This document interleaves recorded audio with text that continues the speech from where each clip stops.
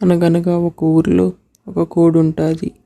ఆ కోడి చీకటి పడంగానే చెట్టెక్కి చెట్టు మీదే నిద్రపోతూ ఉంటుంది. రోజు తెల్లారుజాము కాగానే కోడి కూస్తుంది. అప్పుడు అందరూ లేచి ఎవరి పనులకి వాళ్ళు వెళ్తూ ఉంటారు. కొద్ది రోజుల తర్వాత ఒకరోజు ఆ కోడి ఇలా అనుకుంటుంది, అరే, వీళ్ళందరూ నేను కొయ్యటం వల్లే నిద్రలెగుస్తున్నారు, కానీ ఎవ్వరూ నాకు కొన్ని గింజలు కూడా వేయరు.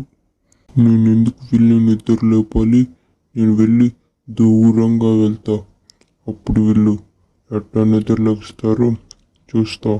అలా అనుకొని ఆ కోడి వెళ్ళి కొండెక్కి కూర్చుంటుంది. కానీ ఆ రోజు కూడా తెల్లారిద్ది, అందరూ ఎవరి పనులకి వాళ్ళు వెళ్తారు. ఈ కథ మీకు నచ్చుంటే లైక్ చేయండి, సబ్స్క్రైబ్ చేసుకోండి.